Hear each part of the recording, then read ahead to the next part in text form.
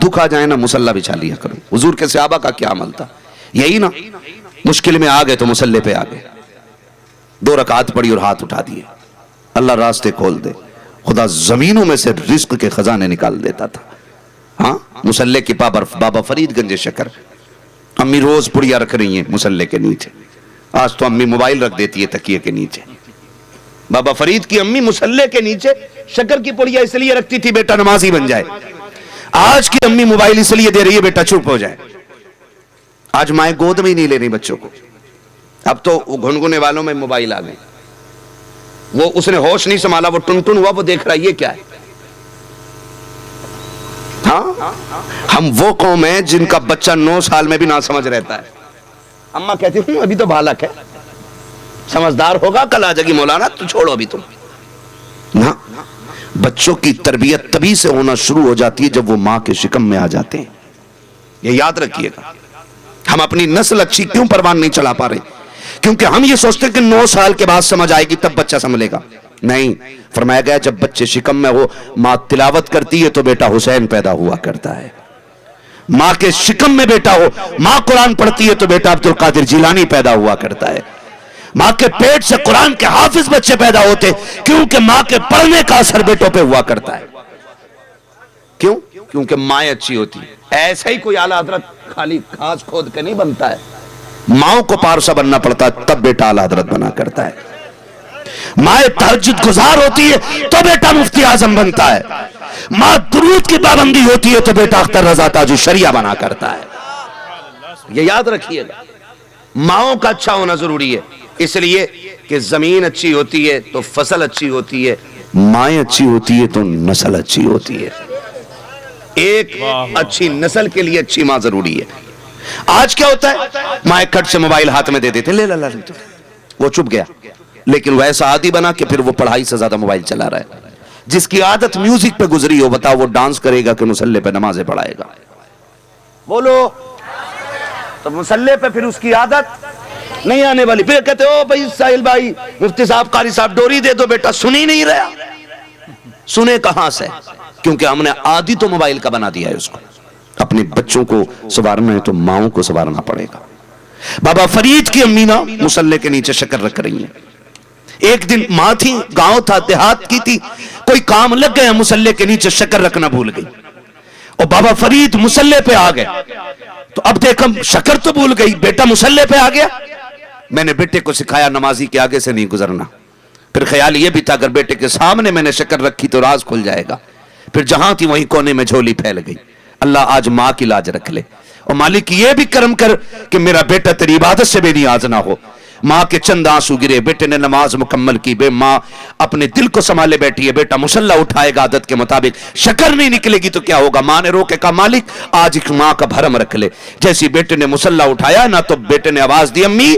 मां का तो दिल जैसे निकल गया, शायद शक्कर पूछेगा। कहा अम्मी आके तो देखा क्या हुआ? कहा हर दिन एक शक्कर निकल पुड़िया होती थी, आज मुसल्ले के नीचे शक्कर का दरिया बहने लग गया है। आज शक्कर का दरिया बह रहा है।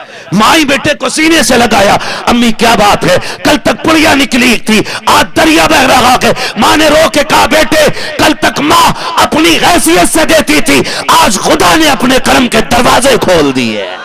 नारे तकबीर, नारे रिसालत, अज़मत वालिदैन। वाह वाह, जिंदाबाद जिंदाबाद। है तवज्जो? चलूं आगे थोड़ा सा, थके तो नहीं है ना अभी? तो करेंगे इंशाअल्लाह अल्लाह की इबादत, सजदों के आदी बनेंगे इंशाअल्लाह। आदत डालो नौजवानों, ये जवानी मोबाइल में काटने के लिए नहीं है, मौत आनी है। मुझे भी मरना है, आपको भी मरना है। मेरी कब्र में मेरा पीर नहीं आएगा, तेरी कब्र में तेरा पीर नहीं आएगा। अपनी कब्र का हिसाब मुझे देना है और अपनी कब्र का हिसाब आपको देना है। तैयारी कर लो।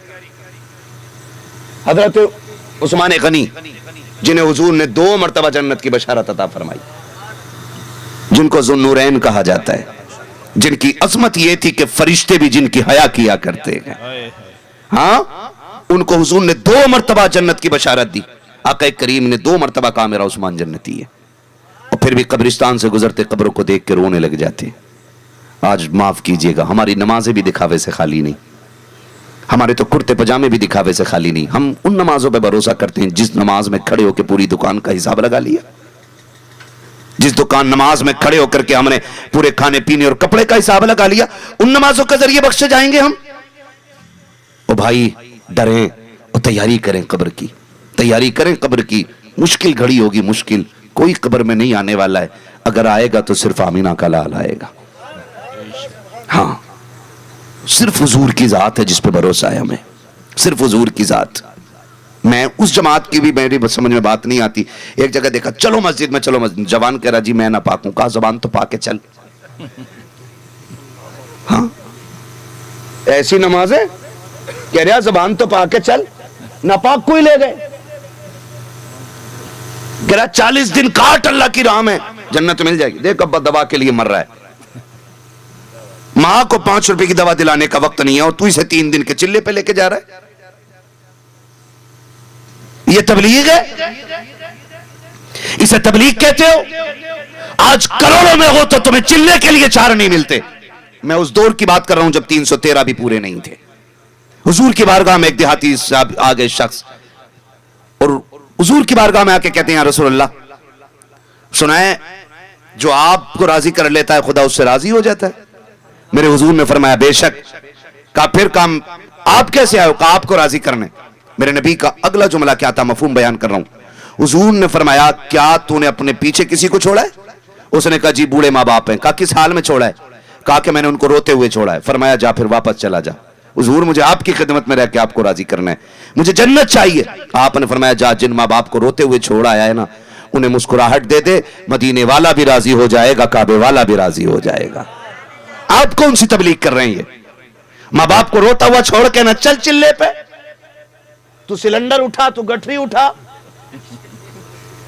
मुझे ये बातें समझ में नहीं आती है। ओ भाई आपसे मेरी इतनी गुजारिश है नौजवानों, रातों को उठा करो। अगर तकदीर बदलना चाहते हो तो रातों को उठा करो, गारंटी है। फर्ज तो करते ही हैं अदा, फर्ज के अलावा फिर तहज्जुद में उठो। और ये गारंटी, ये लाजिम नहीं है कि आप उठें, वुजू करें, मुसल्ले पे बैठें। उठो, अगर अल्लाह तौफीक दे दे तो वुजू कर लो, 2 रकात की नियत बांध लो, 2 रकात पढ़ के फिर रब की बारगाह में मुसल्ले हाथ फैलाओ। अगर वो भी ना कर सको तो फिर सर्दी है ना तो उठ के मुसल्ले पे आ जाओ। ये भी ना कर सको तो बिस्तर पे उठ के बैठ जाओ। और बिस्तर पे भी ना उठ सको ना, रात को आंख खुल जाए ना तो आंखें भिगो अपने गुनाहों में, ख्याल में भिगो और रो के रब को दिखा दो कि मालिक तू करीम है, बख्श दे। वो कहता है आंख भिगोना तेरा काम है, तेरी तकदीर बदल देना मेरा काम है। वाह वाह। तो हमने मुसल्ले छोड़ दिए। जवानी इबादत के लिए थी और खत्म हो गई, खत्म हो गई।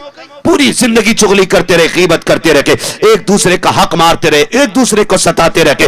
जब हाथ पैर काम छोड़ गए, अब आए हैं मस्जिद में। मैं इससे इनकार नहीं करता, खुदा हर उम्र में बख्शने का मालिक है, जिस उम्र में चाहे वो बख्श दे, जिस उम्र में चाहे वो खताओं पे पानी फेर दे। लेकिन खुदा की कसम, जो मजा जवानी की तौबा में आता है वो किसी उम्र में नहीं आया करता। के हाँ, बुढ़ापे में तौबा करके गुनाह माफ होते हैं और जवानी में तौबा करके खुदा की दोस्ती की मैयत हासिल हो जाया। इसलिए जवानी में अल्लाह से तौबा करने के आदी बने।